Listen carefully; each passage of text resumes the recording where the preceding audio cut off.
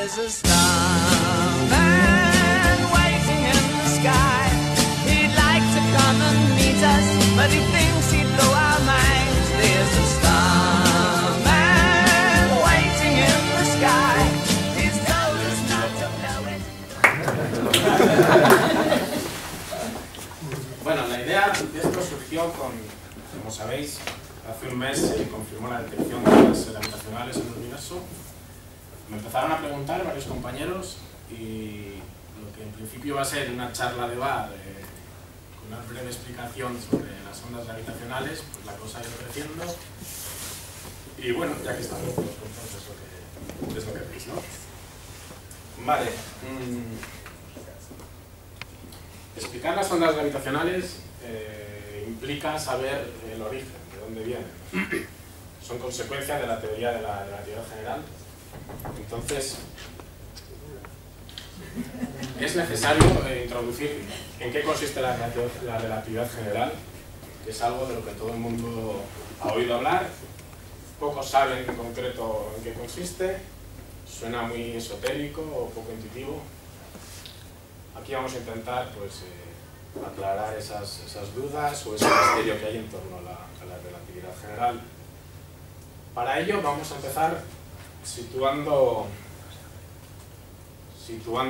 la situación del universo, lo que se conocía del universo a finales del siglo XIX, antes de la aparición de Einstein como a comienzos del siglo XX. ¿Qué tenemos a finales del siglo XIX? El espacio, es el espacio que todos conocemos, el del día a día, es un espacio tridimensional euclidio, 3 dimensiones básicas, longitud, anchura y altura. No había ninguna discusión al respecto. El tiempo era absoluto. Para todos, el tiempo era único, se representaba con una línea recta que viene del pasado y va al futuro. La NASA. Nadie tenía ninguna discrepancia al respecto. ¿El universo? Bueno, la religión decía que había un origen divino, una creación divina. La ciencia no se ponía a explorar mucho sobre cómo era el universo.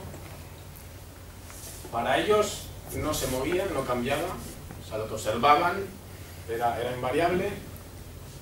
No llegaban a preguntarse si había habido un origen y no llegaban a preguntarse hacia dónde iba a ir encaminado el universo. Por lo tanto, digamos que no era el foco de atención de la ciencia, de la física más en concreto, a mediados o finales del siglo XIX. Funcionaban con la ley de gravitación de Newton, la que conocéis, proporcional a las masas y inversamente proporcional al cuadrado de la distancia entre ellas. Esta ley la anunció Newton en el siglo XVII más o menos, y posteriormente Kepler, con sus observaciones del universo, dijo, ahí va, pues si los planetas se mueven en órbitas elípticas según lo había predicho la ley de gravitación de Newton. Por lo tanto, tenemos una comprobación experimental de una teoría por escrito, digamos, una teoría de Newton. Entonces nadie tenía dudas, todo funcionaba bien, hasta ahora. Hay una novedad en el siglo XIX respecto a los siglos anteriores, es que en física introducimos el concepto de campo. Campo gravitatorio, campo eléctrico, como ya habréis oído hablar, ¿no? Los que tenéis ciertos conocimientos de física. ¿Por qué se introduce el concepto de campo? El campo no es más que un intermediario entre el causante de esa gravedad y el cuerpo que va a sufrir esa gravedad o esa fuerza. Con Newton estaba claro, la Tierra atraía la manzana se caía. Cuando se introduce el concepto de campo, no sé si fue Faraday, hablamos ya de que la Tierra crea campo gravitatorio a su alrededor y esa manzana, por estar en un punto de ese campo gravitatorio, pues siente la correspondiente fuerza de la gravedad. Este concepto es importante, a partir de ahora empezaremos a hablar de campo gravitatorio, campo eléctrico, campo magnético. Seguimos con la situación de la física a finales del siglo XIX. Aparece el señor Maxwell. Faraday había hecho experimentos y había adquirido conocimientos sobre las leyes de la electricidad. Maxwell, en paralelo, sobre el magnetismo, Maxwell consiguió unificar ambas leyes y sacó como conclusión las ecuaciones de Maxwell del electromagnetismo. Son 4 ecuaciones famosas, os sonará a los que las hayáis visto. ¿Y cuál es la principal consecuencia de esas leyes del electromagnetismo? Que aparece la velocidad de la luz por primera vez. Se puede medir teóricamente la velocidad de la luz. La luz no es más que la propagación de la energía electromagnética mediante campos eléctricos y magnéticos que viajan de forma perpendicular por el espacio, y el señor Maxwell, pues sin salir de su despacho, llegó a calcular la velocidad de la luz en el vacío. La velocidad de la luz la vamos a llamar por C, no sé de dónde viene el nombre de la C, pero sacó como conclusión que es una cantidad constante en el vacío y es igual a la inversa de la raíz cuadrada de la permitividad eléctrica del vacío por la permeabilidad magnética del vacío. Conclusión, es constante, es lo que nos interesa a nosotros. Y tiene un valor altísimo, 300.000 kilómetros por segundo. ¿Qué implica eso? Ahí estamos hablando ya de que da igual quién se mueva, da igual qué objeto cause esa luz y cómo se está moviendo, no nos importa. La teoría de Maxwell dice que la velocidad es constante, independientemente de su movimiento e independientemente del movimiento de quien vea o perciba esa luz. Esto es una ruptura importante con lo que se venía sabiendo hasta entonces, porque las leyes de la mecánica funcionaban con el principio de relatividad de Galileo. Pues al final es el típico problema de viajas en un tren a 100 por hora y lanzas una pelota hacia adelante a 20 por hora. Un observador que está en la vía, ¿a qué velocidad ve la pelota? Pues a 100 más 20, a 100. Con lo cual, la velocidad, según el principio de relatividad de Galileo, dependía del observador, dependía del sistema de referencia. Pero ahora el señor Maxwell nos dice que no, que la luz en el vacío tiene ese valor, constante, inmutable, independientemente de quién lo observe. Entonces, en principio, pues los físicos del siglo XIX dicen, aquí hay algo que no cuadra. ¿Qué es lo que hacen para ello? Introducen el éter. El éter es algo etéreo, como lo dice la palabra, es una sustancia que rellena el universo, respecto a la cual se dice que la velocidad de la luz sí que tiene ese valor, y que, bueno, nosotros nos movemos respecto al éter. Es una forma de tapar, digamos, esa incongruencia que había en la física de cómo puede ser que la velocidad tenga un valor, la luz tenga una velocidad constante, y en cambio Galileo nos ha dicho, y ha funcionado bien hasta entonces, nos ha dicho que no, que la velocidad de todo cuerpo depende del observador. Bueno, a raíz de esta supuesta existencia del éter hubo un experimento de Michelson y Morley, en los cuales se pusieron a medir la velocidad de la luz en dirección perpendicular al movimiento de la Tierra respecto al Sol y en la dirección del movimiento de la Tierra, pensando que iban a tener valores diferentes, según el principio de Galileo. Pero claro, se dieron cuenta de que los valores eran los mismos. O sea, vieron que la constancia de velocidad de la luz se seguía cumpliendo. Entonces dijeron, pues lo del éter no nos funciona. Entonces, comienza el siglo XX y la gran duda de la física es que el principio de relatividad de Galileo funciona para las leyes de la mecánica, pero para las leyes del electromagnetismo de Maxwell, con la constancia de la velocidad de la luz, no funciona. Entonces es cuando aparece el señor Alberto, que en el año 1905 se le conoce ese año como su Annus Mirabilis, porque publicó 3 artículos famosos, los cuales se hizo famoso a su vez, y uno de los cuales, que al final es la relatividad especial, logra resolver esa paradoja existente en la física a finales del siglo XIX. ¿Cuáles son estos 3 artículos? El movimiento browniano, esto no nos importa mucho, explica el movimiento de partículas microscópicas sobre un fluido, bueno, da lugar a la física estadística. no nos importa eso. El efecto fotoeléctrico, que este es el comienzo, digamos, o el empujón para la mecánica cuántica del siglo XX. Si os acordáis, la charla de Pedro Echenique, aquí, en la planta, habló que en el siglo XX los dos principales descubrimientos de la física fueron la mecánica cuántica y el ADN. Pues a la mecánica cuántica contribuyó principalmente Einstein con la explicación del efecto fotoeléctrico. Luego renegó de ella.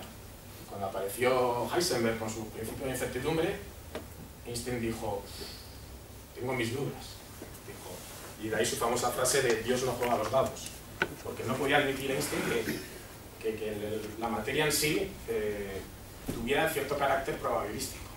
Él quería, tenía unos prejuicios por el momento y pensaba que todo tenía que ser más exacto, más determinista. Bueno, tal como decía Pedro Echenique, la relatividad no estaba dentro de los grandes avances de la física del siglo XX, sí estaba la mecánica cuántica y el comité de los Nobel así lo reconoció en 1921 y Einstein recibió un Nobel y lo recibió por el efecto fotoeléctrico, no lo recibió por la relatividad especial. A pesar de que la relatividad especial pues, es más atractivo, ¿no? Más atractivo para vosotros, por lo menos para mí. ¿En qué consiste el efecto fotoeléctrico? Bueno, no vamos a entrar muy en detalle. La fotovoltaica se basa en el efecto fotoeléctrico, nos dice que cada fotón de luz es capaz de arrancar, si va con cierta frecuencia, es capaz de arrancar un electrón de un metal. En eso consiste el efecto fotoeléctrico. Pero el descubrimiento de Einstein fue que ese fotón que va al metal con cierta cantidad de energía no puede tener cualquier cantidad de energía, sino que es proporcional a la frecuencia de dicho fotón. Proporcional mediante la constante de Planck. Entonces, ha discretizado la energía que puede tener un fotón. Esa discretización es mediante cuantos de energía. De ahí viene el nombre de mecánica cuántica. Porque el fotón no puede adquirir cualquier valor de energía, sino que ha de ser proporcional a su frecuencia. Esta energía del fotón es lo que hablamos un cuanto de energía o un quantum de energía, y a partir de ahí se desarrolla toda la mecánica cuántica. Esto lo sale en 1905, en los años 20 es cuando ya entran Heisenberg, Dirac, Schrödinger y ya desarrollan ya una formulación matemática de lo que es la mecánica cuántica. Y el tercer artículo que nos falta es la teoría de la relatividad especial, que es el que intenta resolver el problema que hemos visto con el que se quedó la física a finales del siglo XIX.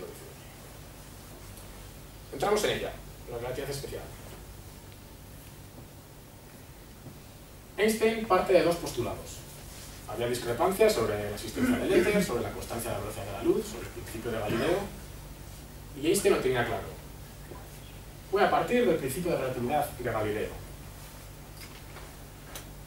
Pero no solo para las leyes de la mecánica, como decía Galileo, sino que lo voy a extender a las leyes del electromagnetismo de Maxwell. ¿Qué ocurre? Que las transformaciones entre las velocidades van a ser diferentes. Galileo, hemos comentado antes el ejemplo del tren, sumaba velocidades. Ahora, para mantener el mismo principio de Galileo, tenemos que cambiar esas transformaciones de velocidades. Aparecerá Lorentz, no sé si os suena, con las transformaciones de Lorentz, que va a ser la forma de traducir el movimiento de un sistema de referencia o de un observador a otro observador. Entonces, este era un postulado por el cual partió, y el segundo postulado dijo, Maxwell tiene razón, Michelson y Morley ya habían medido la velocidad de la luz, la sale constante, pues voy a mantenerlo. Más o menos se le pondría esa cara a su fondo cuando dijo, estos son los principios con los cuales parto para desarrollar mi teoría. ¿Qué hizo Array aquí? Vale, pues desarrolló a partir de las transformaciones de Lorentz, desarrolló la cinemática de los cuerpos en movimiento. De hecho, el artículo original de teoría de la relatividad especial es sobre la cinemática de los cuerpos en movimiento, creo que se llama. La desarrolló basándose en las transformaciones de Lorentz. Einstein no tenía mucho conocimiento matemático, es lo que dicen. Le ayudaba a su profesor de matemáticas, que era Minkowski, también lo sonará, el espacio de Minkowski, puede ser. No, igual no. Bueno, le ayudó a su profesor de matemáticas y llegó a las conclusiones que todos sabemos, o que vamos a ver ahora. Primera conclusión o consecuencia de la relatividad especial: la equivalencia entre masa y energía. La frase más famosa de la historia de la física. Como sabéis, la energía es igual a la masa por el cuadrado de la velocidad de la luz. Esta es la energía que tiene una partícula con masa m en reposo. Si esa partícula la aceleramos o le damos una velocidad, ese término aumenta. Esto tiene un montón de aplicaciones. Con esto es uno de los pilares de la mecánica cuántica. A raíz de aquí se desarrolló toda la teoría de la fisión nuclear, la bomba atómica que tiraron los americanos en Japón, bueno, y todas las consecuencias que conocemos. Pero es uno de los pilares fundamentales de la mecánica cuántica. No nos va a interesar mucho tampoco para lo que vamos a explicar hoy. Otra consecuencia de la relatividad especial: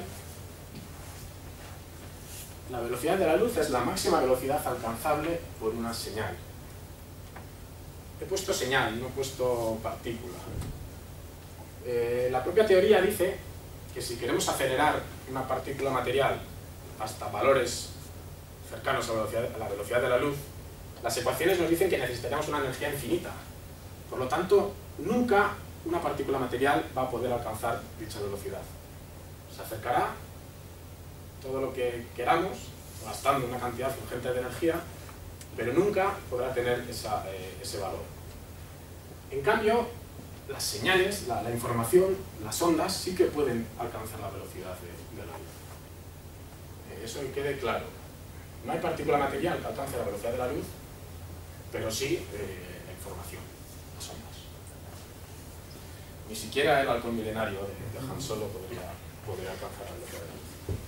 Aunque bueno, hay una artimaña en las películas de Star Wars. Creo que no hablan directamente de alcanzar la velocidad de la luz, hablan de viajar por el hiperespacio. Entonces, cogen un atajo, deforman el espacio y logran atravesarlo. No necesitan ponerse a la velocidad de la luz. Pero bueno, eso es Siguiente consecuencia de la relatividad especial: el tiempo no es absoluto.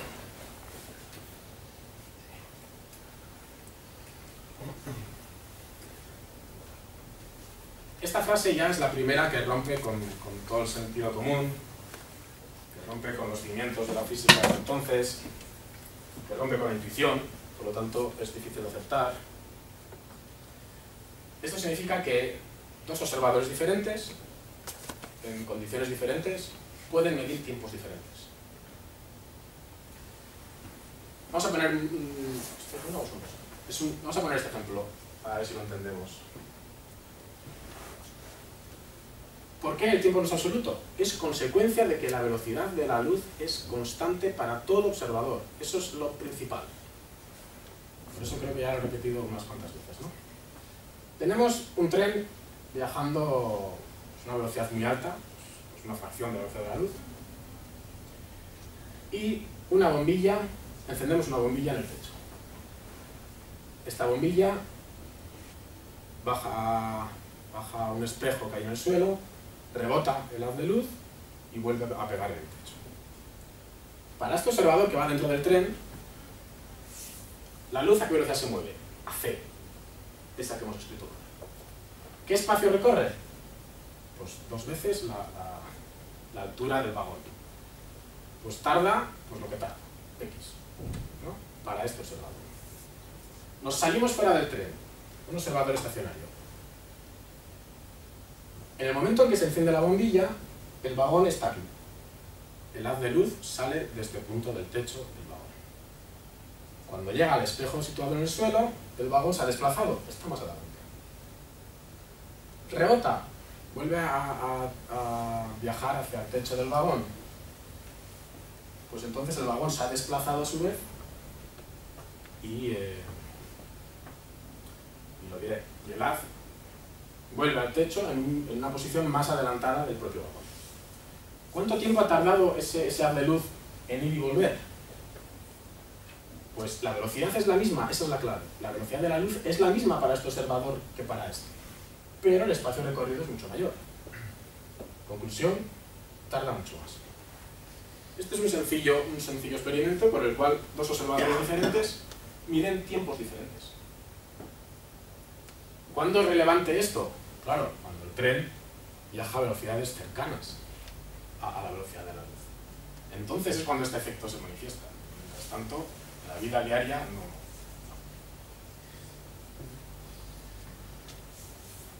Por lo tanto, hemos roto ya con la física anterior, asumiendo que el tiempo es relativo, depende del observador. ¿Consecuencia de que el tiempo es relativo? Pues el concepto de simultaneidad pues desaparece o sigue siendo relativo, dependerá de quién. Ahora no podemos decir con total seguridad de que dos sucesos han ocurrido a la vez. ¿Para quién han ocurrido a la vez? Otro ejemplo. Tenemos un tren parecido al anterior, en este caso el ejemplo pone que se mueve a 3/5 partes de la velocidad de la luz hacia la derecha. Tenemos dos rayos que caen en el suelo en los puntos A y B a la vez. A la vez para este observador, que está fuera. ¿Por qué? Caen los rayos, vamos a suponer que la distancia de A al observador I es la misma que la que hay del punto B al observador I. Caen los rayos, llega la luz a este observador y por haber recorrido la luz a la misma distancia, llegan a la vez. O sea, la información de esos rayos llega a la vez al observador que está fuera. Por lo tanto, para el observador I, esos dos sucesos, esos dos rayos, caen a la vez, son simultáneos. ¿Qué ocurre para un observador que tenemos dentro del tren? Se mueve a 3/5 partes de la velocidad de la luz hacia la derecha. Caen los dos rayos. La luz se mueve hacia él con la velocidad c constante. Pero él va al encuentro de ese rayo. En cambio, el rayo que tiene detrás se mueve también con la misma velocidad c hacia el observador interior, pero el observador de dentro se está alejando de ese rayo. Conclusión, el de dentro va a ver antes este rayo que el anterior, que recorre menos distancia. Pues para el observador de dentro, la caída de esos dos rayos no ocurre a la vez. No son sucesos simultáneos. Para el de fuera sí, para el de dentro no. Con lo cual, el concepto de simultaneidad es relativo. Depende de quién analice o observe esos fenómenos. ¿Vale? ¿Y si tenéis alguna pregunta o algo? Sí, yo tengo una pregunta. Eso quiere decir que si ponemos una nave espacial acerca de la velocidad de la luz, el que va dentro va a tener diferente tiempo que el que está mirando la nave desde fuera, por ejemplo en la Tierra, ¿no? Sí. Eso quiere decir también. Sí. La semana pasada salió en la prensa que había vuelto un astronauta americano, Scott Kelly, después de estar casi un año en la Estación Internacional Espacial. Bueno, le habían hecho un chequeo médico exhaustivo y había llegado a la conclusión de dos principales conclusiones. Una, que era 5 centímetros más alto, porque su columna vertebral no estaba sometida a la gravedad, se habían relajado las vértebras, bueno, 5 centímetros más alto, aunque era algo temporal, hasta que volviera otra vez a posicionarse. Y la otra conclusión importante es que había vivido una centésima de segundo menos que si hubiera estado en la Tierra. Porque no sé a qué velocidad se mueve la estación internacional. Está lejos de la velocidad de la luz. Pero es una velocidad mayor que cualquiera que podemos vivir en la Tierra. Por lo tanto, su reloj, el que él llevaba encima, iba un poco más despacio que el reloj que pusieras en la Tierra. O sea, de esto hay pruebas experimentales, hay pruebas fehacientes de que... Seguimos. Bueno, más consecuencias de la relatividad especial, la paradoja de los gemelos, que esa sí que seguro que habréis oído hablar. Tenemos dos gemelos, a uno lo mandamos en una nave espacial a velocidades cercanas a la velocidad de la luz, el otro reside en la Tierra, vuelve de su viaje espacial, el que ha salido, y si para él han pasado pues una cantidad de años, un año, Para el de la Tierra habrán pasado 30 años, por poner un ejemplo, ¿no? O sea, el tiempo que ha vivido el que se mueve a velocidades cercanas a la luz es más lento que el tiempo que de un observador en la Tierra. ¿Sí? Esta sí que la habéis oído, la paradoja de los gemelos. Más cosas, nuevo concepto, el espacio-tiempo.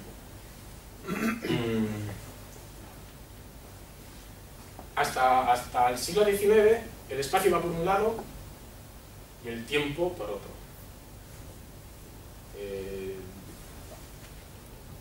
No tenían ninguna relación y no interactuaban con los sucesos, con los acontecimientos de la física, sino que eran, digamos, el marco en el cual sucedían esos acontecimientos, ¿no?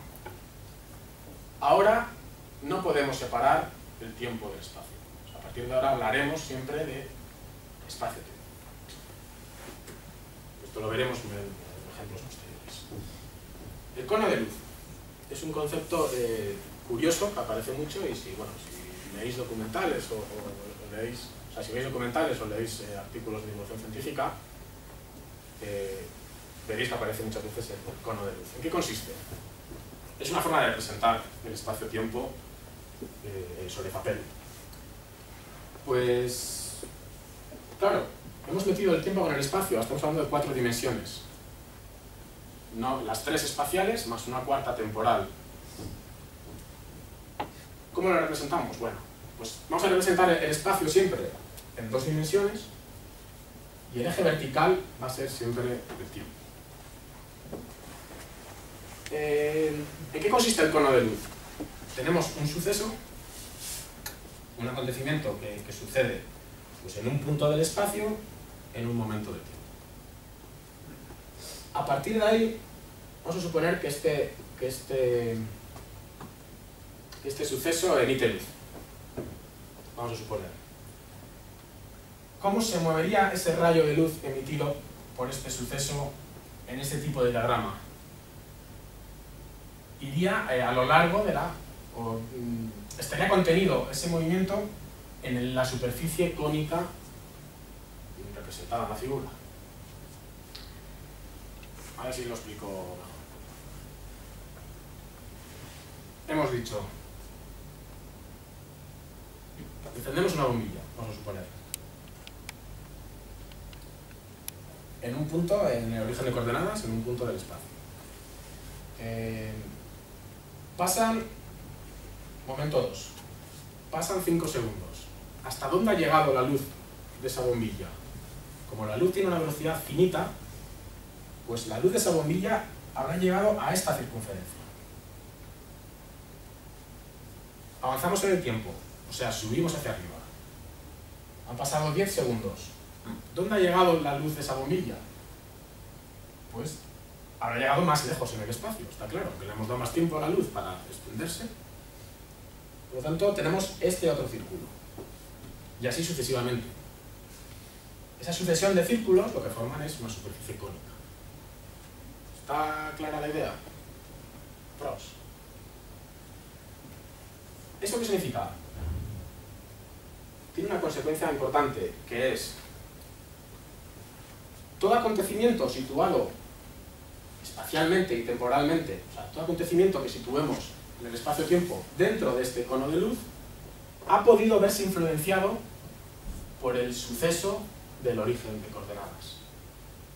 En cambio, todo acontecimiento que lo situemos, o cuyo punto lo situemos fuera de ese cono de luz, no ha podido verse influenciado, no ha podido ser causa directa del suceso ocurrido en el origen de coordenadas.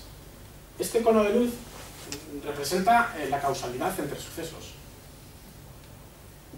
De tal forma, repito, todo suceso que coloquemos dentro del cono de luz futuro ha podido ser influenciado por el suceso del origen de coordenadas, y en cambio, todo suceso que coloquemos en el cono de luz pasado ha podido ser la causa de este suceso situado en el origen de coordenadas. ¿Queda clara la idea? ¿Sí? ¿No? Cuando la gente calla es que Es que para el suceso de este instante, el cono de abajo... El cono de abajo es el pasado. Ya, el pasado me gusta, porque si para un suceso del no de cualquier punto de ahí.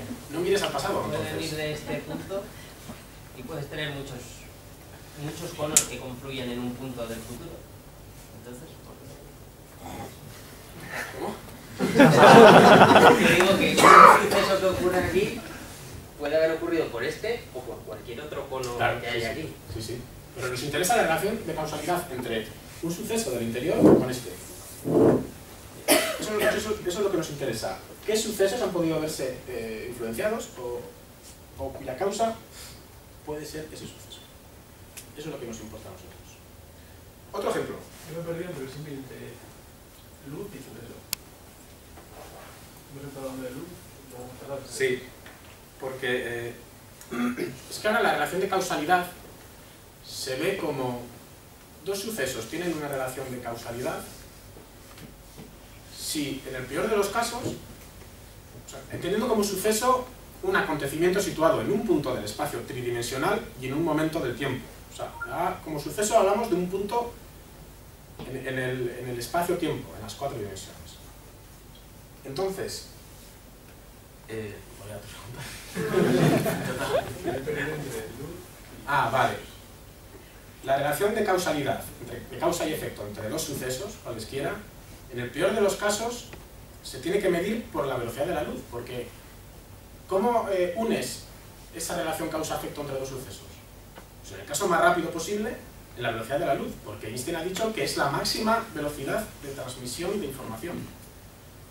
Por lo tanto, para que exista relación causa-efecto, en el peor de los casos, si esto es la causa, el efecto tiene que estar en la superficie cónica, en el peor de los casos.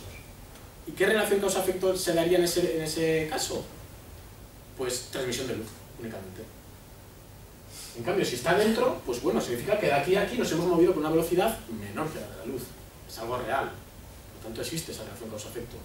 Si nos situamos aquí, para movernos de aquí a aquí, no es posible, porque entonces violaríamos la ley de máxima velocidad como la velocidad de la luz. ¿Sí?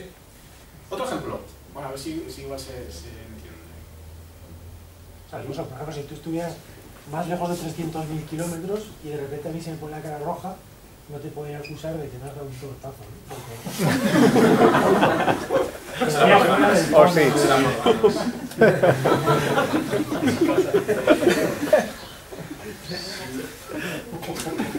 Si me lo dices que te lo he dado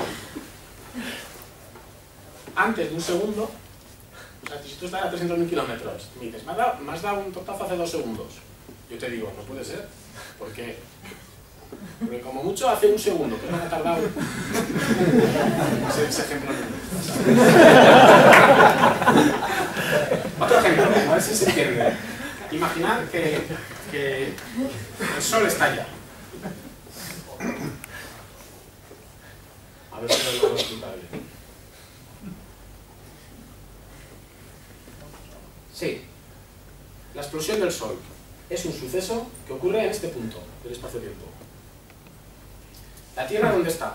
En el momento en que el sol estalla, pues si el sol es el origen de coordenadas, la Tierra está en ese mismo momento, o sea, no nos movemos en Z, en ese mismo momento la Tierra la situamos por aquí. ¿Vale? El sol estalla. ¿Cuándo nos enteramos nosotros? Pues la Tierra, imaginad que no se mueve, bueno, a pesar de que su órbita, la órbita es casi siempre la misma distancia respecto al Sol, pues el tiempo avanza y cuando lleguemos a chocar con el cono de luz es cuando nos damos cuenta de que el Sol ha estallado. Y vamos a morir. ¿Cuándo? Pues lo que mira este segmento, lo que mira el valor del eje de coordenadas, los 8 minutos que tarda la luz en llegar del Sol aquí. Ahí igual se puede ver mejor un poco la relación causa-efecto. ¿No? Claro, pero esos espacios son muy... Yo lo que no entiendo es el cono pasado. O sea, lo que está a ver. ¿Por qué está al revés? Eso no me lo he preguntado. Sería una luz que se consume, ¿no? En vez de que se genera. Yo eso me preguntaba y creo que... Pues lo mismo. Sí, si dibujas ese cono debajo, ¿no? Para causar este efecto, si este cono lo tienes aquí abajo, un punto de aquí podría causar un efecto aquí. Y un punto de aquí podría causar un efecto Claro, aquí. entonces Y ya de aquí se iría fuera, entonces lo que queda es... el suceso que esté fuera de este cono no llega a su luz hasta el origen de coordenadas. Por estar fuera. Porque es, sí, como bien dices, es colocar este cono aquí. Sí.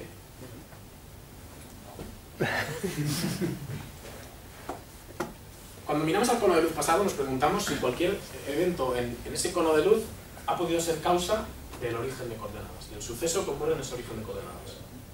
Pues entonces coloca, si entiendes el cono de luz futuro, lo colocas en un punto por aquí y miras a ver hasta dónde se abre y miras si encierra al suceso actual. Si encierra, entonces ha podido ser causa de ese suceso. Si no lo encierra, entonces no. ¿En qué se resume? En que todos esos puntos cuyo cono de luz futuro encerrarían a nuestro suceso es que se engloban dentro del cono de luz pasado. Sí. Pero, o sea, no debería estar al revés también. Es algo que pasa en el pasado. O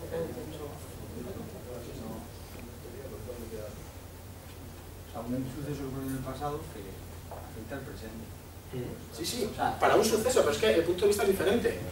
Ahora nos centramos en un suceso, estamos pensando cuántos o dónde se sitúan todos los posibles sucesos que han podido ser causa del mío. Claro. O sea, estamos hablando de cuántos sucesos o qué región del espacio alberga todos los sucesos que pueden ser causa del mío que estoy estudiando ahora. Sí, más o menos. ¿Más o menos claro el concepto? Yo creo que el de la explosión del Sol es bastante ilustrativo, ¿no? Bueno, continuamos. Teoría de relatividad general. Vale, pues la relatividad especial hasta ahí llega, ¿no? O sea, Einstein ya con sus postulados y con todo su desarrollo posterior llegó a estas conclusiones. Tiempo no es absoluto, P igual a mc cuadrado, bueno, lo que acabamos de ver, la paradoja de los gemelos, el espacio-tiempo, bien. ¿Qué ocurre? Que la relatividad especial habla de sistemas inerciales, sistemas que se mueven entre sí con velocidad, que no están acelerados, por lo tanto no está hablando de fuerzas. El principio de la relatividad que asume Einstein se refiere a las leyes de la mecánica y del electromagnetismo. Le falla meter en esa ley, digamos, la gravitación universal de Newton. ¿Y por qué le falla? Pues porque Newton decía que tenemos una masa, posteriormente se traduce en que crea un campo alrededor y una partícula en esa zona afectada por ese campo gravitatorio sufre una fuerza. Por lo tanto, estamos hablando de una acción a distancia, o sea, de una acción instantánea. La manzana, por estar donde está, de forma instantánea, siente el efecto gravitatorio de la Tierra y cae. Pero claro, esto choca con lo que hemos visto antes. No hay acciones a distancia porque la máxima velocidad de transmisión de una señal o de una información es la de la luz. Por lo tanto, Einstein dice, hay que darle una vuelta a todo esto porque hay que integrar la gravedad en ese principio de relatividad modificado por Einstein. Y aquí viene pues, su gran contribución. Para Einstein la gravedad no es una fuerza, es una distorsión de la curvatura del espacio.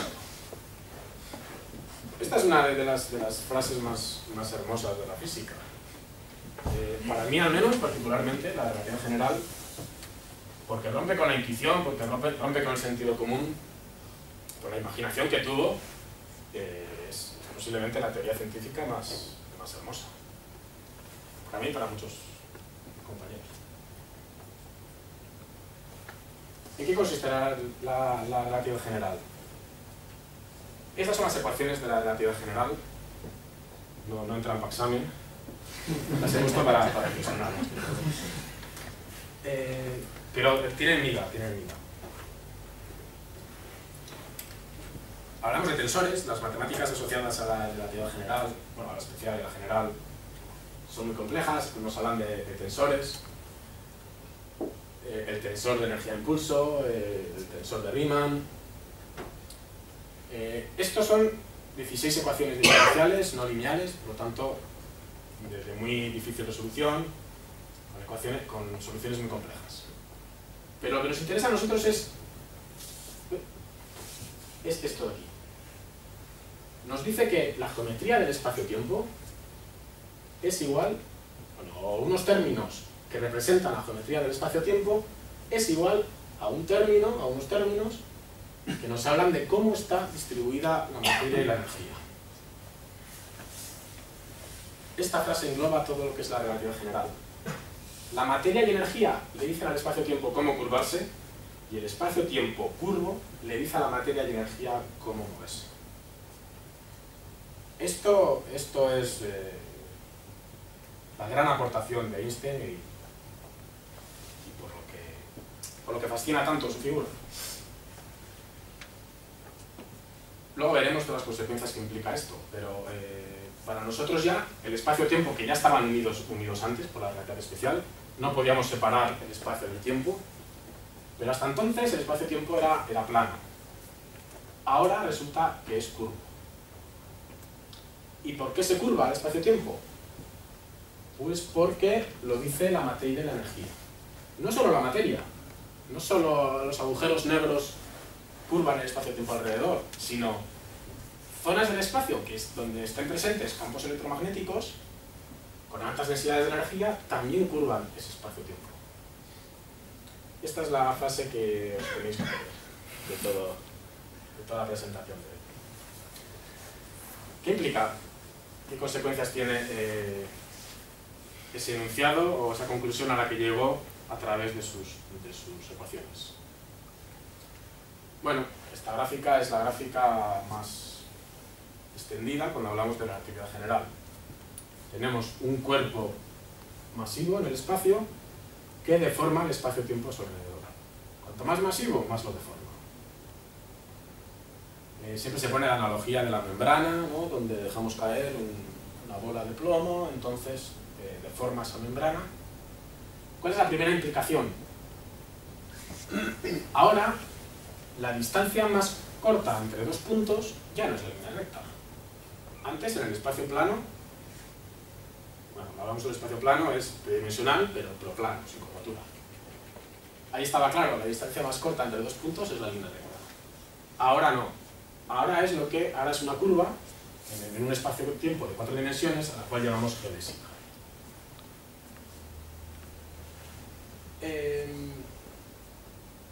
¿Qué es la gravedad ahora? Entonces, la gravedad no es una fuerza, Einstein ya lo ha descartado. La gravedad no es más que el movimiento de las partículas o de los planetas en un espacio-tiempo curvo. Eso es lo importante. ¿Y por qué se mueve la ventana hacia abajo y no hacia arriba? Pues porque el espacio curvo le hace moverse hacia abajo. Vamos a continuar. Consecuencias de todo esto. Existencia de un inicio del universo. Creo que fue Hawking el que encontrando soluciones a esas ecuaciones de la relatividad general que he puesto antes, llegó a la conclusión de que tiene que existir un comienzo del universo, un Big Bang. En ese punto, en ese evento conocido como Big Bang, es el límite, digamos, de las ecuaciones de Einstein. Quiero decir, esas ecuaciones encuentran una singularidad en el Big Bang, una singularidad inicial, es lo que se obtiene. Pero se quedan ahí, no saben explicar qué ocurre en el Big Bang. Ahí es donde tiene que entrar la mecánica cuántica, que es el frente abierto de la física hoy en día. Tenemos una teoría que explica muy bien la gravitación universal, pero no sabemos unificarla con la gravedad, con la cuántica. Por eso, las ecuaciones de Einstein se frenan en el Big Bang. Dicen, existe un Big Bang, pero no sé qué ocurre ahí dentro. Entonces, ese es el frente abierto.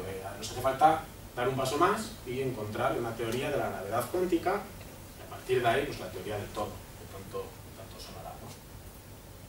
Pero bueno, la existencia del Big Bang, esto es consecuencia directa de una solución de las ecuaciones de Einstein. Más conclusiones. La expansión del universo. El señor Einstein, sin salir de su despacho también, llegó a demostrar que el universo se expandía. Y es algo fantástico. O sea, no es fácil llegar a esta conclusión sin usar un telescopio. ¿Qué ocurre? Pues Einstein, a pesar de todo lo genio que era, también tenía sus prejuicios. Y cuando vio que a raíz de su ecuación le salía un universo en expansión, dijo, pero es que esto no me cuadra. Con la presión que tengo no me ayuda a aceptarlo. Por lo tanto, él introdujo una constante cosmológica en las ecuaciones, en sus famosas ecuaciones. Como se resistía a creer que el universo se expandía, pues hizo el apaño, introdujo esa constante cosmológica lambda y ahora le salía el universo estático. Esto fue en 1915.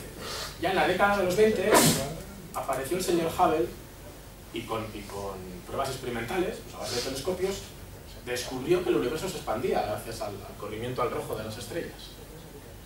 Entonces Einstein dijo, joder, pues tengo que aceptar lo que me dice Hubble. Y a raíz de allí, pues eliminó la constante cosmológica de sus ecuaciones y bueno, ya afirmó él, admitió que fue el mayor error de su vida, haber introducido la constante cosmológica en sus ecuaciones. Ahora, pues los últimos descubrimientos dicen que el universo no solo se expande, sino que se expande de forma acelerada. Y entonces se habla de materia oscura porque entendemos que para esa expansión acelerada hace falta rellenar vacíos del universo con un tipo de materia que no conseguimos detectar. Entonces se habla de materia oscura, de energía oscura. Y volviendo atrás, pues dicen que esta constante cosmológica dentro de sí puede un poco contener esa materia oscura que están ahora estudiando. Pero bueno, eso son ya teorías que todavía están sin confirmar, ¿no?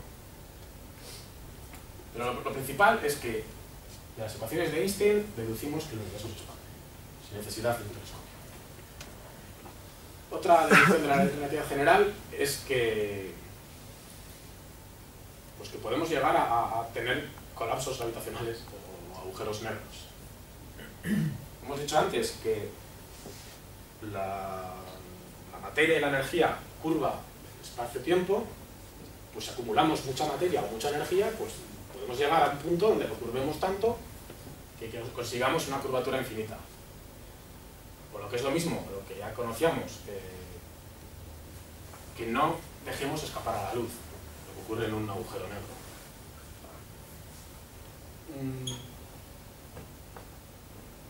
Vale, a esto llegó el señor Schwarzschild. También como solución, es una de las soluciones una de las más soluciones de las ecuaciones de Einstein. Y llegó a la conclusión de que no depende de la masa para obtener un colapso gravitacional, no depende de la masa para llegar a tener un agujero negro en el espacio, sino que depende de la densidad de esa materia, o de la densidad de energía.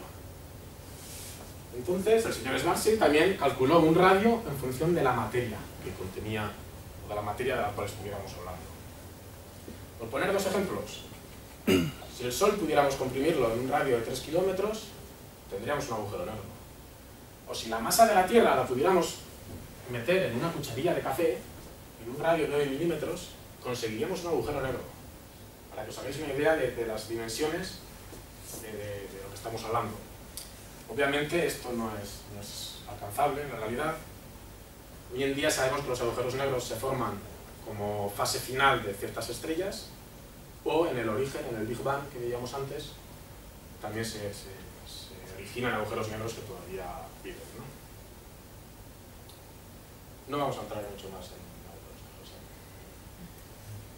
para que no hagáis preguntas, porque es un tema atractivo para hacer preguntas y sucesos. Pero ya, antes de empezar... Bueno, Y la última conclusión de las ecuaciones de Einstein, o sea, estamos hablando de conclusiones teóricas, de soluciones matemáticas de las ecuaciones de Einstein, de esas 16 ecuaciones diferenciales que veíamos antes. La última es pues, la existencia de ondas gravitacionales, que es el motivo por el cual estamos aquí reunidos. Bueno, el campo gravitatorio se propaga a la velocidad de la luz.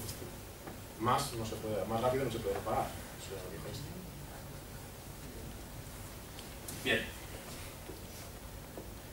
Hasta ahora eran conclusiones teóricas de las ecuaciones de la relatividad general. Pero claro, ahora podemos decir, ¿y eso se ha probado? ¿Cómo lo sabemos? Bueno, pues existen ciertos test por los cuales se ha visto que tenía razón el señor Einstein. El primero, el límite newtoniano. Estamos hablando de fenómenos a una escala planetaria, pero claro, y todo eso extrapolado al entorno de la Tierra, ¿se cumple o no se cumple? Es que igual funciona para las estrellas de neutrones y no funciona para la manzana. Pues bueno, de las ecuaciones de Einstein se aproxima, se hace una aproximación al entorno terrestre y funciona. La precesión del perihelio de Mercurio. Qué raro suena eso, ¿no? Mercurio es el planeta más cercano al Sol, describe una órbita elíptica con el resto de planetas. Mercurio sería la bola roja y el Sol la bola amarilla. Describe una órbita elíptica y, como sabéis, el Sol está en uno de los focos de la elipse. El perihelio no es más que la distancia más corta entre cualquier punto de la órbita y el foco. O sea, en este caso el perihelio sería esta distancia. ¿Qué ocurre? Conforme Mercurio gira alrededor del Sol, pues ese no gira siempre en la misma elipse, sino que esa elipse empieza a rotar alrededor de un eje que pasa por el foco de la elipse, ¿no? Por el Sol. Con lo cual, este segmento, el segmento del brazo más corto, empieza a moverse alrededor del Sol. Esto ocurre en todos los planetas, no solo en Mercurio. Pero este movimiento, la ley de Newton ya lo predecía para el resto de planetas y con exactitud. Pero en Mercurio, pues cometía algún error respecto a la realidad, ¿no? Había una discrepancia entre lo que predecía la ley de Newton y lo que veían los astrónomos.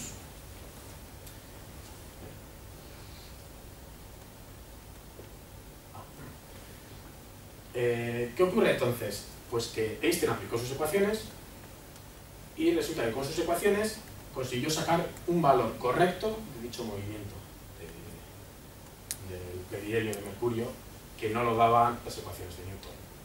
O sea, y ese resultado concordaba con la realidad, con las pruebas experimentales.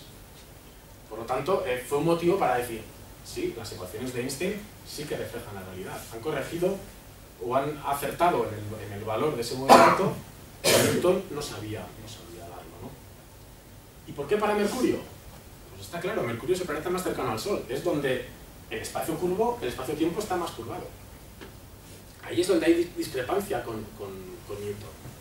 En la Tierra no, en la Tierra con la aproximación de Newton o con la teoría de Newton nos vale para calcular ese movimiento. Para Mercurio no, porque está en una zona del espacio-tiempo donde la curvatura es mayor. Los efectos relativistas son menores. Más pruebas experimentales. La deflexión de la luz. El espacio curvo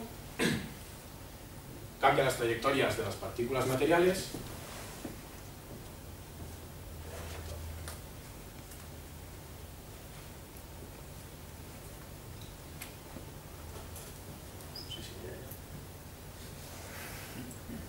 curvo cambia las trayectorias de las partículas materiales. Cuando hablamos de la luz, también os sonará que a veces se puede interpretar como una onda y a veces como partículas. Dependiendo para lo que nos interese, pues la luz es una onda o la luz son partículas, fotones. Si son partículas, o si realmente esa teoría de la luz es cierta, que podemos interpretarla como partículas, pues como tales también tendrán que verse afectadas por la curvatura del espacio-tiempo. Pues para eso, bueno, el señor Eddington, un astrónomo inglés, se fue hasta el África subsahariana en 1919, aprovechando un eclipse de sol, para comprobar lo que las ecuaciones de Einstein habían predicho. Debía haber alguna estrella por detrás del Sol que desde la Tierra pues la vemos en esta posición. O sea, antes de Einstein, la luz que emite esta estrella nos llega de forma recta a la Tierra. Pero si las ecuaciones de Einstein dicen que la luz se mueve según la curvatura del espacio-tiempo, pues resulta que por estar este rayo de luz cerca del Sol, o sea, en una zona curvada con intensidad del espacio-tiempo, pues resulta que no, que la estrella no está aquí, sino que está aquí. O lo que es lo mismo, la luz que emite esta estrella, en todas las direcciones, este rayo de luz, al llegar a la zona curvada, gira, sigue la geodésica correspondiente y nos llega hasta nosotros. Pues eso era lo que predecía las ecuaciones de Einstein. Eddington aprovechó dicho eclipse porque es el único momento en el cual se puede medir esa diferencia, y dijo que sí, que tenía razón el señor Einstein. Y a partir de aquí, de este experimento, a partir de este año es cuando Einstein adquirió fama mundial. De hecho, el Nobel lo ganó después, aunque no lo ganara por la relatividad. Pero este fue un punto de inflexión en el cual la comunidad científica internacional dijo: pues lo que dice este señor tiene sentido. Más pruebas experimentales.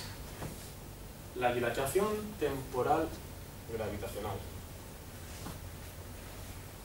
Los que hayáis visto la película Interstellar sabéis que cuando el astronauta Cooper baja al planeta que orbita alrededor de un agujero negro, una hora en ese planeta eran 7 años en la Tierra. En eso consiste la dilatación temporal gravitacional, que el tiempo, antes hemos visto por la relatividad especial que el tiempo iba más despacio cuando nos movíamos a velocidades cercanas a la velocidad de la luz. Pues ahora la relatividad general nos dice que el tiempo se ralentiza cuando estamos en zonas del espacio-tiempo con una curvatura pronunciada. De ahí, cuanto más nos acerquemos a un agujero negro, pues más despacio irá el tiempo que tengamos, el tiempo que mida un reloj que tengamos en la mano. ¿Está claro? Bueno, esto es uno de los conceptos también clásicos, ¿no? Un ejemplo. El GPS. El GPS será la única aplicación de la vida diaria en la cual interviene la relatividad general. Y fijaros, porque es interesante. Aquí se engloban los dos fenómenos. La dilatación temporal por los efectos de la relatividad especial, por los efectos de que el satélite se mueve a velocidades elevadas, y también el efecto de que el reloj que está en la Tierra está en una zona cercana a la Tierra, está en una zona donde la curvatura del espacio-tiempo, por pequeña que sea, pero es mayor aquí que aquí arriba. Vamos a verlo despacio. Bueno, los satélites del sistema GPS creo que están a 20.000 kilómetros sobre la corteza terrestre. No sé a qué velocidad orbitan alrededor de la Tierra, pero es mucho más elevada que cualquier velocidad presente en la Tierra. ¿Eso qué significa? Que un reloj que tenga el satélite va a medir un tiempo mucho más lento que un reloj que tengamos en la Tierra. ¿Sí? Eso lo hemos visto antes. Al final el GPS es sincronización de relojes entre el satélite y el móvil que tenemos en la mano. Vale, entonces tenemos un efecto. El reloj del satélite se ralentiza porque se mueve a velocidad elevada respecto a las velocidades terrestres. En cambio, vamos a... Sí, vamos a seguir esto. ¿Qué ocurre respecto al reloj que tenemos en la Tierra? Lo que hemos dicho antes, si estamos en una zona de espacio-tiempo con una curvatura intensa, pronunciada, el tiempo se ralentiza. O lo que es lo mismo, el reloj del usuario en la Tierra va más despacio que el reloj que está en el satélite. Pero este es nuestro reloj, entonces vamos a interpretarlo al revés. El reloj de la Tierra no es que vaya más despacio, sino el reloj del satélite va más deprisa. ¿Vale? Pero eso puede ser la misma velocidad. De hecho, Porque también afecta la velocidad. estamos aislando los dos efectos. Uno es desde la velocidad del satélite respecto a la Tierra, que debido a eso, este reloj se ralentiza. Eso es la relatividad especial. Y ahora vamos a ver el otro efecto, el efecto de la curvatura espaciotemporal. Sí, de forma independiente. Entonces, debido al efecto de velocidad, este reloj, el que tiene el satélite, se ralentiza. En cambio, debido al efecto gravitacional o de curvatura del espacio-tiempo, el que se ralentiza es el de la Tierra, porque está en una zona con una curvatura del espacio-tiempo más pronunciada, más intensa. O lo que es lo mismo, decir que se ralentiza el de la Tierra es decir que discurre más rápido el de arriba, ¿no? en comparación. Con lo cual, tenemos que corregir los relojes de los GPS debido a la suma de los dos efectos. Que va más despacio debido a la velocidad, según la relatividad especial, pero que va más lento porque la curvatura del espacio-tiempo aquí es menor que aquí. ¿Sí? ¿Qué efecto es más pronunciado? Pues el de la diferencia de curvatura es más pronunciado. Conclusión, los relojes de los satélites GPS van más despacio, van más rápido que los de la Tierra. Por lo tanto, les modifican las frecuencias, son relojes atómicos muy precisos, pero con la frecuencia modificada para poder estar sincronizados con los de la Tierra. ¿Está claro? Es un caso curioso, donde es la única aplicación en la vida diaria de la relatividad general y se ven los dos fenómenos. Que se ralentiza el tiempo en el satélite por ir a velocidades muy altas, pero a su vez se ralentiza el tiempo del reloj en la Tierra por tener mayor curvatura espaciotemporal que en el satélite. ¿Sí? Pero sabemos que aunque el astronauta se había vivido no sé cuánto menos, pero ahí está en órbita, no sé cuánto, un año, ¿no? No me encaja, me he perdido. No más de ha habido menos. Hay que tener los dos. Los dos efectos. Uno es mayor que el otro, ¿no? Un efecto es mayor que el otro, los dos lo necesitan. Has dicho que el gravitacional es mayor. El de la velocidad. Sí, aunque el de abajo sea mayor. Por eso la corrección es mayor. No sé.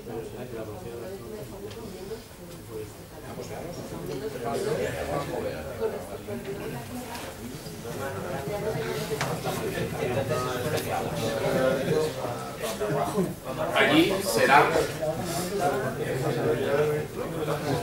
En el caso del astronauta, el efecto de la velocidad es mayor, porque está en diferente órbita que los satélites del GPS. El efecto de la velocidad es mayor que el efecto gravitacional. Ha dicho que sí. Porque o bien la velocidad de la estación internacional es mayor, o bien porque la órbita a la que está es menor. Los de GPS son estacionarios Pero ahí, y la estación internacional da una vuelta cada pocas horas, va a mucha más velocidad. gracias, compañero. Los GPS sí.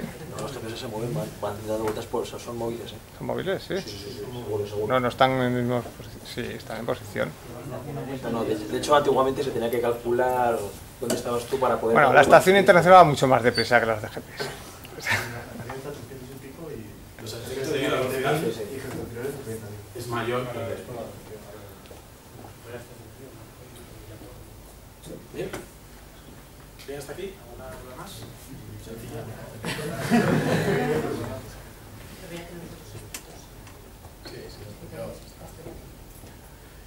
Vale. Bueno, como decía, esta es la única aplicación cotidiana de la relatividad general en nuestra vida. Y la última prueba experimental pues fue lo que ocurrió en septiembre del año pasado, que nos informaron hace un mes que confirmaron detectaron las ondas gravitacionales. Estas detectadas fueron originadas por dos agujeros negros colisionando. Entonces, la última parte de la exposición es, hemos visto un poco la situación de la física en el siglo XIX, hemos visto la figura de Einstein, sus dos teorías importantes, relatividad especial y general, y como conclusión o como consecuencia de la relatividad general aparecen las ondas gravitacionales. ¿Qué son? Pues son la propagación de una perturbación gravitatoria en el espacio-tiempo. Hemos dicho que el espacio-tiempo está curvado, que tiene una curvatura, porque pues, esas zonas, esos puntos del espacio-tiempo están afectados por una cantidad de materia o de energía que es la que curva el espacio-tiempo. Pero claro, esa curvatura es constante. No ocurre nada especial, pues es constante. Cuando hablamos de ondas gravitacionales, estamos hablando de que esa curvatura se modifica. O sea, se propaga esa curvatura a lo largo del espacio-tiempo. ¿Qué necesitamos para ello? Pues tener cuerpos supermasivos acelerados. Estamos hablando de sistemas de púlsares binarios, de estrellas de neutrones que colisionan, de agujeros negros que colisionan. Estamos hablando de los eventos más violentos del universo. Allí donde se juntan altísimas densidades de materia en movimiento, ese tipo de eventos es lo que origina las ondas gravitacionales. Un agujero negro de por sí deforma el espacio-tiempo a su alrededor, pero lo deforma y lo deja deformado. Pero si juntas dos, cada uno lo deforma, pero empiezan a rotar alrededor, pues esa deformación se va moviendo, va variando. En eso consisten las ondas gravitacionales. En que sucesos así deforman el espacio-tiempo, pero esa deformación cambia, entonces se propaga a lo largo del espacio-tiempo. ¿Sí? Se propagan a la velocidad de la luz, lo había predicho Einstein, porque es la máxima velocidad con la cual se pueden propagar y porque sale solución de las ecuaciones de Einstein. Las ondas gravitacionales es solución de las ecuaciones de Einstein. Con frecuencias similares al sonido. Eso también lo predecían las ecuaciones de Einstein, que dichas ondas gravitacionales tienen unas frecuencias similares al sonido. Por eso se han llegado a traducir en sonidos audibles. Los altavoces no. Bueno, si lo buscáis en internet, veréis que hay un sonido asociado a las ondas gravitacionales. No es que suenen las ondas gravitacionales, pero es que por tener frecuencias similares a la frecuencia audible, pues las pueden traducir en sonidos. Y no interactúan con la materia. Es interesante esto. Por eso es una fuente de información mucho más limpia que la radiación electromagnética. Porque da igual qué materia pongas en medio, la onda gravitacional la atraviesa. No choca con los átomos, ni difracta, ni tiene fenómenos de ese estilo, sino que no interactúa con la materia.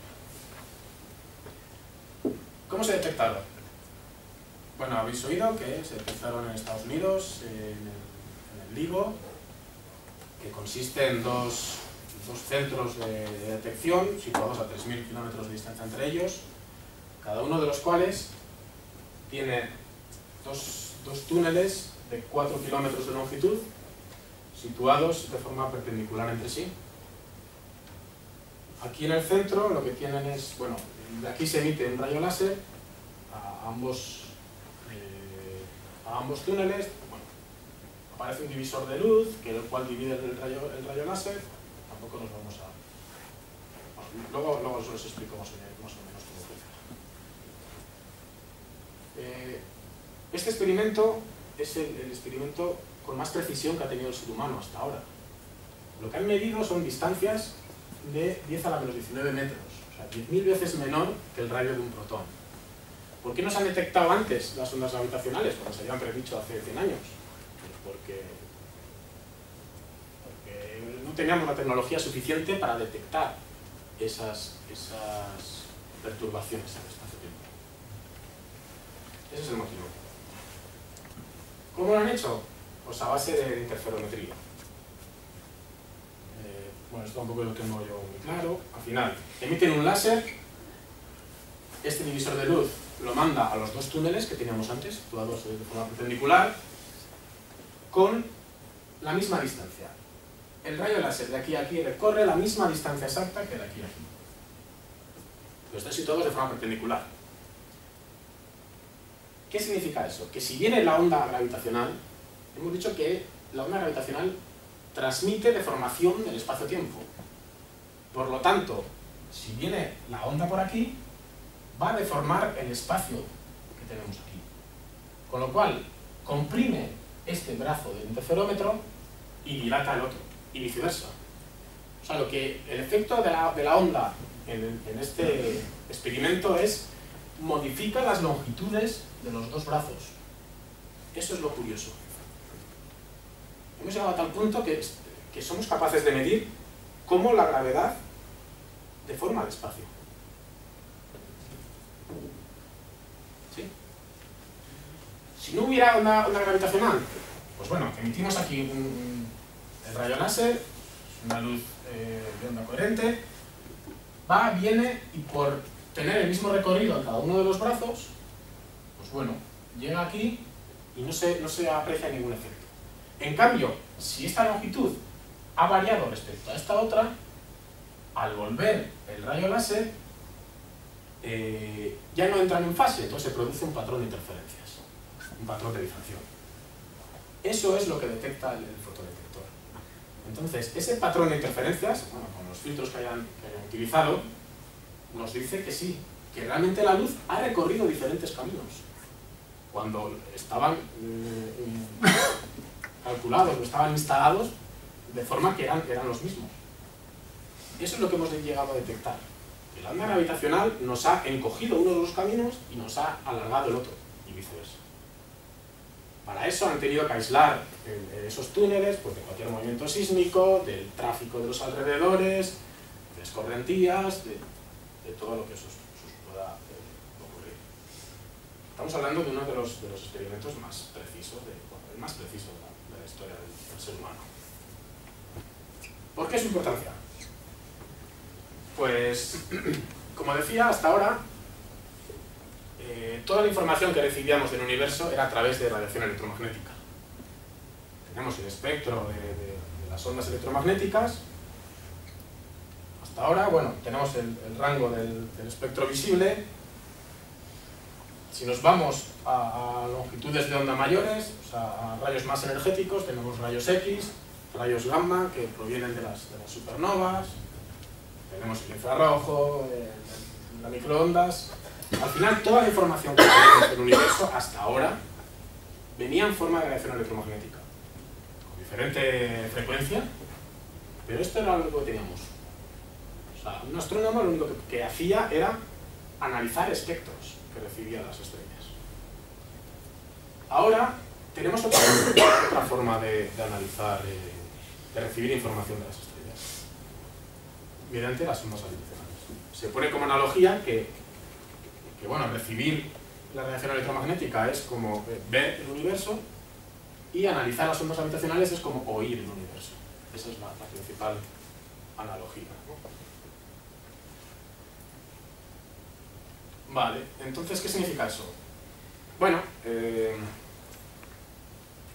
hemos dicho antes que los fenómenos causantes de ondas gravitacionales son grandes cataclismos, ¿no? Los más violentos que puedan existir en el universo.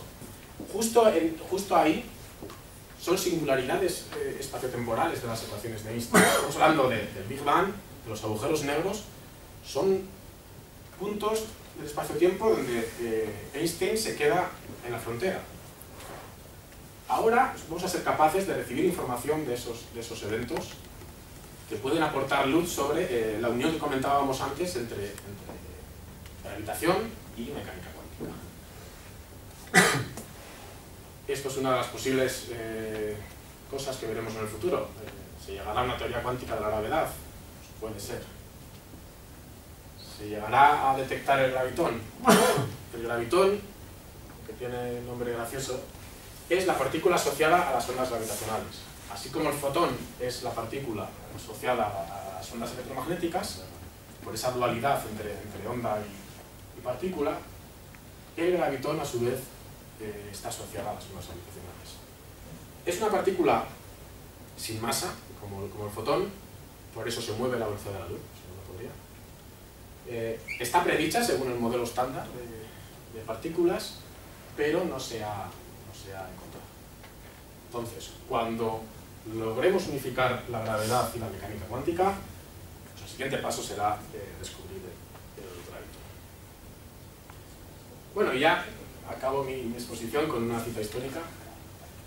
Si veis en internet, si miráis en internet, veréis infinidad de citas de Einstein. Muchas son verdad, muchas son falsas. Yo he sacado una. Bueno, dicen que se encontraron o se conocieron Einstein y Charles Chaplin en 1931, cuando Chaplin estrenó Luces de Ciudad. Y bueno, los dos eran genios, eran figuras muy reconocidas en el mundo, y empezaron a intercambiarse halagos. Y pues comenzó Einstein y le dijo: lo que más admiro de su obra es que en sus películas usted no dice ni una palabra, pero en cambio todo el mundo le entiende y todo el mundo le admira. Y Chaplin le respondió: pues me parece mucho más mérito lo suyo, porque usted dice mucho, nadie le entiende ni una palabra, pero en cambio todo el mundo la admira igualmente. Y hasta aquí hemos llegado.